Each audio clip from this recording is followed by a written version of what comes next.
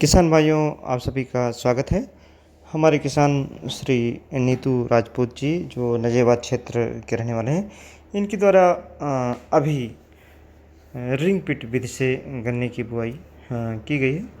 और इसमें आपको, अगर इसको आप कायदे से आप देखते हैं तो आपको काफ़ी फ़ायदा हो सकता है। जैसे कि बीज की बचत हो सकती है, और साथ ही में अगर इस मेथड को अपनाएं तो काफ़ी आसानी से रिंग पिट विधि से खेती गन्ने की आप कर सकते हैं।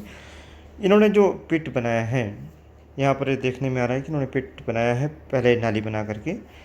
लेकिन आपके लिए बेहतर ये हो सकता है कि आप एक ट्रेंच बना दें, और ट्रेंच बना करके इन्होंने जो पिट से पिट की दूरी रखी केवल 3 फीट रखी है। यानी ट्रेंच आप बना लें और फिर उस ट्रेंच में थोड़ी सी मिट्टी हटा दें तो ये पिट ऑटोमेटिक बन जाएंगी, जिससे आपकी जो कास्ट ऑफ पिट ओपनिंग यानी पिट बनाने की जो कास्ट है वो काफ़ी हद तक यहाँ पर कम हो जाएगी। पिट से पिट की दूरी यहाँ पर कितनी है? 3 फीट इन्होंने बताया था। और जो एक पिट की लाइन से दूसरे पिट की जो लाइन की दूरी है वो 5 फीट है। एक पिट में यहाँ पर आप देखेंगे करीब 9 गन्ने के सिंगल बड के टुकड़े प्रयोग में किए गए। स्वस्थ गन्ने का बीज इनके द्वारा प्रयोग किया गया है।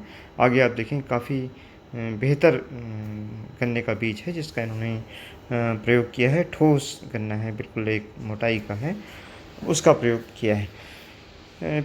जब आप ट्रेंच बना करके और पिट बनाते हैं तो इसी से नाली बना करके और पिट से पिट को जोड़ करके और ये गन्ना लगाने के बाद, पिट में गन्ना डालने के बाद इसमें हल्की सिंचाई आप कर सकते हैं।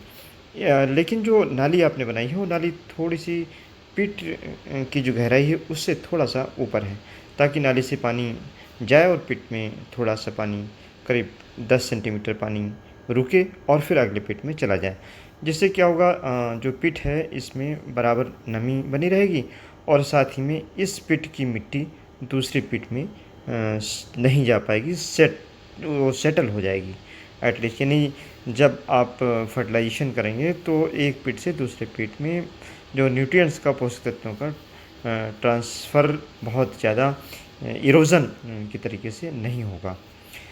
ख़ास तौर से जब आप पिट से पिट को जोड़ते हैं तो उसमें इरोजन होने की संभावना रहती है। लेकिन अगर पिट की गहराई ज़्यादा है और जो ऊपर की नाली है वो थोड़ी सी ऊपर है, तो ऐसी दशा में पानी सेटल हो जाता है, जिसके कारण इस पिट से उस पिट में जो मृदा का अपर्दन है वो नहीं हो पाता है। यहाँ पर आप देखें किस तरीके से उन्होंने पिट को पहले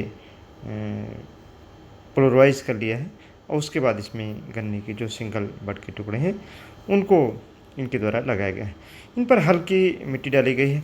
यहाँ पर जो गणित है वो इस प्रकार से है कि एक पिट में अगर आपके 18 से 20 गन्ने होते हैं, कितने गन्ने होते हैं? 18 से 20 गन्ने होते हैं। तो 180 सेंटीमीटर की जो आपकी लंबाई है, इसमें करीब 36 से 40 गन्ने आसानी से बन जाएंगे। और इनकी जो दूरी है वो 150 सेंटीमीटर है लाइन से लाइन की, और जो पिट से पिट की दूरी है 90 सेंटीमीटर है। इस तरीके से करीब 8,000 पिट 1 हेक्टेयर में बन जाएंगे। और इसकी जो आप देख रहे होंगे करीब जो औसत गन्ने आएंगे 1 फीट की दूरी पर, यानी 1 मीटर की दूरी में, वो करीब 18 से 20 गन्ने आसानी से आ जाएंगे, जिनका वज़न भी बेहतर होगा, और आपका जो गन्ने का उत्पादन है, उत्पादकता है, वो बेहतर तरीके से फिर इस विधि से ली जा सकती है। किसान भाइयों, जो ट्रेडिशनल विधि है हमारी, या जो पहले की विधि है, केवल हम जब ट्रेंच में गन्ना लगाते हैं तो उसमें जो इंटर कल्चर ऑपरेशन है वो चारों तरफ करने के हम नहीं कर सकते। लेकिन इस विधि में हम करने की चारों तरफ इंटर कल्चर ऑपरेशन कर सकते हैं। यानी निराई का काम, ठूंठों की जो छटाई का काम है, रूट की जो छटाई का काम है, वह भी कर सकते हैं, जिसके कारण जो गन्ने की पेड़ी है उसको हम पिट विधि से ज़्यादा ले सकते हैं। दूसरा एक बड़ा फ़ायदा होता है कि जब हम 18-20 गन्ने एक स्थान पर ग्रो कर ले जाते हैं, तो जो हमको फर्टिलाइजेशन करना है वो केवल पिट के अंदर कर सकते हैं। और इसी तरीके से अगर हमको बायो फर्टिलाइजर्स का प्रयोग करना है, केमिकल फर्टिलाइजर्स का प्रयोग करना है, कार्बनिक खादों का प्रयोग करना है, तो केवल जो पिट है, पिट का जो एरिया है उसके ऊपर इसका प्रयोग करके और जो माइक्रोन्यूट्रिएंट्स का और जो पोषक तत्व हैं उनका पूरी क्षमता के साथ गन्ने की फसल के उत्पादन में प्रयोग में लाया जा सकता है। और जो दूसरा एक फ़ायदा है कि जो बीज का स्थान है 5 फीट की जो दूरी 2 लाइनों के बीच में है, इसमें इंटर कल्चर ऑपरेशन आसानी से हो सकेगा। साथ में दूसरी फसलें भी ख़ास तौर से सितंबर, अक्टूबर, नवंबर के महीने में आलू आप लगा सकते हैं, इवन सरसों लगा सकते हैं और पत्ता गोभी इन्होंने लास्ट ईयर लगाया था, पत्ता गोभी लगा सकते हैं, फूल गोभी लगा सकते हैं। ये हमारे ऐसे किसान हैं कि इन्होंने पिछले साल भी रिंग पिट विधि से गन्ने को लगाया था। यहाँ पर आप देख सकते हैं कि पानी इन्होंने जो लगाया है बहुत अच्छी तरीके से लगाया है। आप देखें कि बहुत हल्का पानी लगाया है, पानी की जो स्पीड है वो काफ़ी कम है। ऐसे ही होना चाहिए। स्पीड जब आपकी कम होगी तो जो इस पिट की जो मिट्टी है वो दूसरे पिट में नहीं जाएगी।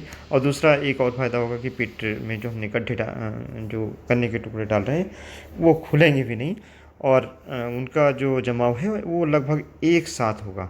अगर मिट्टी कम ज़्यादा होने लगे तो ये जमाव इससे प्रभावित हो सकता है। किसान भाइयों, रिंग पिट विधि का एक सबसे बड़ा फ़ायदा यहाँ पर ये है कि जब रिंग पिट से आप गन्ना उगाते हैं तो आपको पहले से बिल्कुल निश्चित हो जाता है कि हमारी इतनी उपज आ सकती है।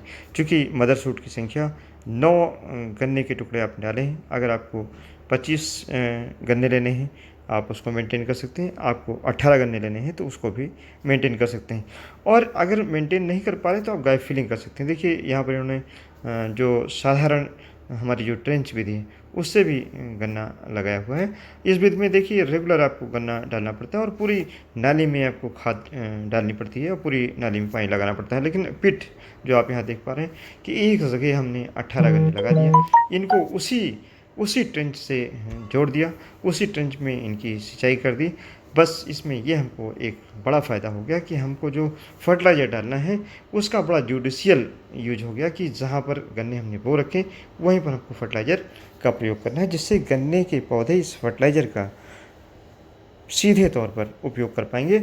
एक और बड़ा फ़ायदा होगा कि रिंग पिट में गन्ने का जो क्लम्प होता है उस पर चारों तरफ से लाइट पड़ती है, प्रकाश पड़ता है, जिसके कारण प्रकाश की जो संश्लेषण की प्रक्रिया है वो रिंग पिट में ट्रेंच विधि से या परंपरागत विधि से गन्ने की जो बुआई करते हैं उससे बेहतर होती है, इसलिए गन्ना उत्पादन बेहतर होता है। गैप फिलिंग आप पोल्ट्री से सीडलिंग करके इस तरीके से भी